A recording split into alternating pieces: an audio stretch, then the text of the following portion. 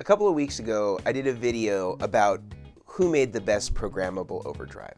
We looked at 3 different programmable overdrives and compared them to 3 classic effects: the clon, the tube screamer, and the blues breaker. And the intent was to help you and to help me figure out if a single programmable overdrive could replace having 3 different overdrive pedals that were classic overdrive pedals in the industry that are widely cloned and widely utilized. And if they could be replaced by just using one overdrive that preferably you'd be using with some sort of MIDI programmable switcher or some sort of MIDI controller. And we had over 1,000 entries of people that voted on these clips, listened to these clips, and gave us their feedback. If you want to check out that video, you can check that out above or in the links below. But today what our intent is to reveal what these pedals were, because we didn't tell you which pedals were the 3 pedals that we were comparing to a tube screamer, to a blues breaker, to a clon. We just told you what they were, but not which order that they were in, or what was representing pedal 1, or what was representing pedal 2, or what was representing pedal 3. So today we're going to reveal that information, we're going to analyze the results, and I'm going to play some clips for you using the pedal that was the overall winner and actually won some of the individual categories as well. So let's go through it, let's do the big reveal, and let's see which one of these pedals was reigning supreme as the king of the programmable overdrives, again comparing them to a clon, to a blues breaker, and to a vintage tube screamer. Let's do it. So let's look at the results first without the pedals being known. Here above me in this graph are pedals 1, 2, and 3 in the distribution of the overall votes. Now you can see here that everything is very close. We're within a couple of percentage points of each other, and about 33% of you voted equally on each one of the 3 pedals. This is a good thing because it tells us 2 things. It tells us firstly that we don't need to have a super expensive programmable overdrive in order to replace some of these classic iconic overdrives in the clon, tube screamer, and blues breaker. On the other hand, I should mention though that the Bliss Automatone, whichever one that ends up being, has a lot more flexibility beyond the things that we tested for. We were really only testing for overdrives, and the Automatone can do fuzzes, you can switch between silicon and germanium, you have all these different EQ abilities with the automated faders. There's certainly more that you can do beyond the actual scope of what this test was, so that should be named and that should be known before we go any further in sort of evaluating which pedals were best as overdrives. But with that said, whether you chose the RJM, whether you chose the Automatone, or whether you chose the TC Nova Drive, I think that they all are great. They all have strengths and weaknesses, but I want to go ahead and reveal which pedal was which. As you'll see as we reveal the individual pedals and individual guitars, that it did excel more with certain guitars than others. However, in terms of the overall number of votes, the TC did receive the most. And again, that's at a $150 price point. It's not made anymore, but you can get them on Reverb. And looking at the used prices, they go down as low as about $105 and up as high as about $250. So I think this is really cool because one of the pedals that maybe isn't so popular that came out over a decade ago is actually really a contender in this group of really, really great overdrive pedals. Pedal number 2 is the Bliss Automatone. We can see that that also did quite well, had lots of different votes, people were very interested in it, and then that leaves pedal number 3 as the RJM Overture. Now again, all these pedals are great, and again, this is only a sample of about 1,000 people. If we were to take this further, we might get a different amount of results, and I think reasonably we could assume that these guys might be trading up in terms of their placement, in terms of favorability. We can see it's incredibly close on how all the voting distribution was bared out. So congratulations to the TC.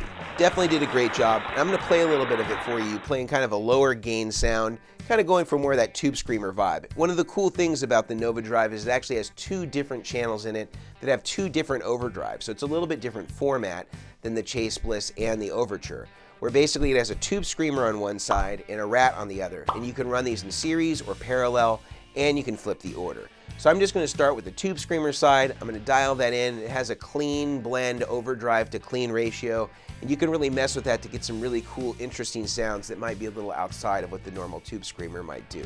So let's check that out, and then I'm going to go into analyzing which pedals did best with individual guitars, whether there was a better favorability with some pedals, with Strats or Les Pauls. But first, let's take a listen to this clip.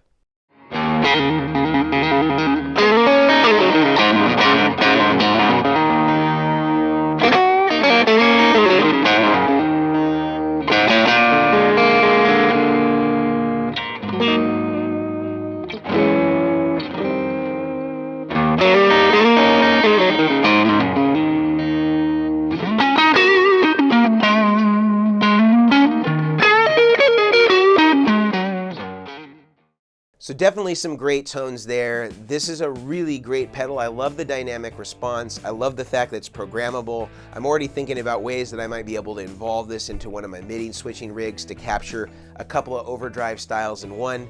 But let's now look at how the Les Paul did relative to the different pedals that we shot out. So I'm going to show you above here in this graph. You can see that we have a pretty good margin of distance comparatively to looking at the overall voting of the three pedals, where actually the Chase Bliss Automatone did better than the other two in terms of how many people voted for it using a Les Paul. Quite a few percentage points away comparatively to looking at the three overall.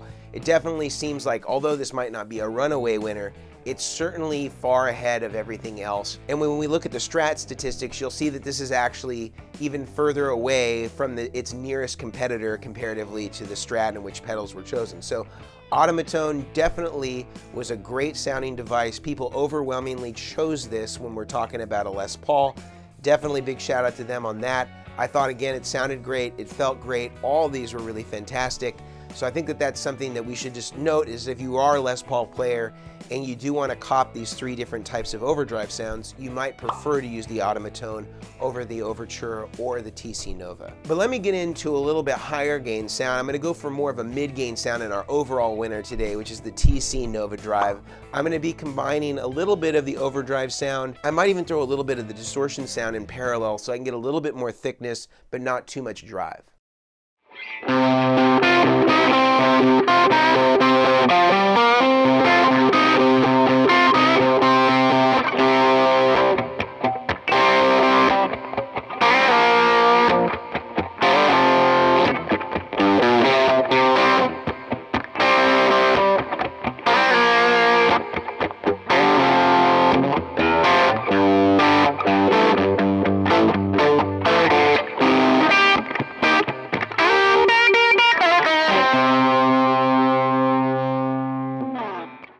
So now that we've heard that, let's look at the Strat and how that did overall. So as you can see from the graph above me, that the Nova Drive was certainly chosen more, but not as much margin between the Nova Drive and the second place pedal, the same as there was between the Chase Bliss and the second place pedal. So this is a little bit narrow of a margin here, but still it is the overall winner in the category for Strats and roughly single coil type guitar sounds.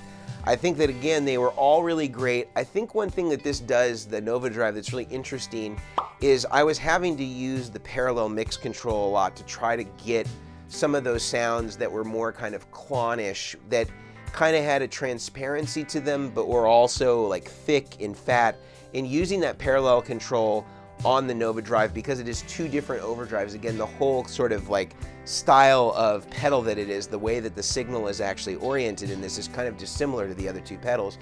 It allowed me to get some stuff that I thought was a little bit closer to the clones than the other ones, especially with the Strat, where I could kind of blend in the thickness, and I had kind of two sets of EQs in parallel, one from the Tube Screamer side, the overdrive side, and the other from more the Rat style side, and I could really blend things to get them to sound really synergistic and close to the original pedals. But let's go ahead and let's listen to a little bit more of a higher gain sound now using the Nova Drive. I'm going to start with just the distortion side, and then I'm going to blend in some overdrive just so we can get a few different types of tones here so you can kind of hear this and how it might sound in a higher gain context.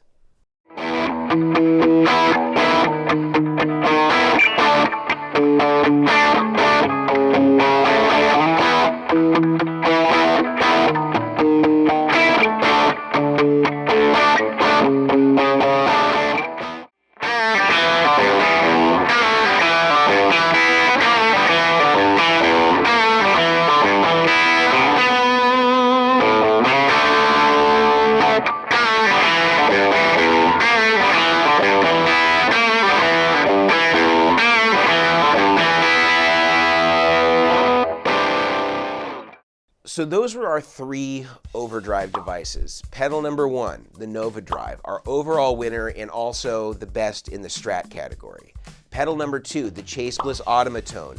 It excelled the most with humbuckers in terms of how you voted. And also pedal number three, the Overture. It was very consistent across the board in each one of the categories. Definitely a great pedal, and I honestly think all these are great pedals. And as you can see from the overall voting, if we were to keep expanding this out and voting this out with larger groups of numbers, I'm pretty confident that we would just see slight variations in who is taking it on the leaderboard, because they are all really similar sounding. They can really nail those sounds convincingly. And I think that this tells us as a buyer that there are lots of different options for us out there, and that any one of these pedals could be great. And as I mentioned as an aside, if you wanted to go beyond that and get into fuzz territory or have even more flexibility with EQ, certainly the Automatone stands alone in that ability. But if you're just looking to capture overdrive sounds like we were in our test and in the video, then I think any of these three could really be great. And I'm certainly going to be trying to figure out ways to involve all of these pedals in different rigs that I have, depending on the context and the amount of ground that I need to cover. If you'd like to check out any one of these pedals, we're going to have them all linked in the description. If you want to look into these graphs even further, I'm going to have those linked as well in the description, so you can check out the overall numbers and the votings. There is some individuals that did vote on some pedals but didn't vote on others, so there are some instances where you're going to see that there's more total votes in one category and some not in others. Some people did leave incomplete or inconclusive answers, and we were compiling votes between Facebook, between email responses, between Instagram responses and DMs, and what was actually written in the comment section of YouTube. So it's a culmination of all those different places of answering that are all going into our total numbers of votes, so that you understand the process behind how we were tallying and counting all the different resources in order to conclude the things that we did about where the three pedals fell. If you want to support what we're doing, future videos and shootouts like this, I highly recommend that you give us a follow, you ring the bell icon so you're always up to date for all the new stuff that we're coming out with. And if you want to support us even further than that, you can go over to our Patreon page and you can become a supporting member there, or over on therigdr.com, where we offer private consultations, or you can head over to vertexeffects.com. You can purchase any of our pedals, or you can get one from one of our authorized dealers, which are listed on our website, or you can go and listen to our podcast, a good free way to just stay up to date on the longer form version of a lot of the things that we talk about every single week right here on the channel. Until next time, I'm Mason Marangella from Vertex Effects, aka The Rig Doctor, and that was our reveal, our grand reveal of all of the programmable overdrives and how close they got to the gold standards with the Klon, the Bluesbreaker, and the Tube Screamer. See you later.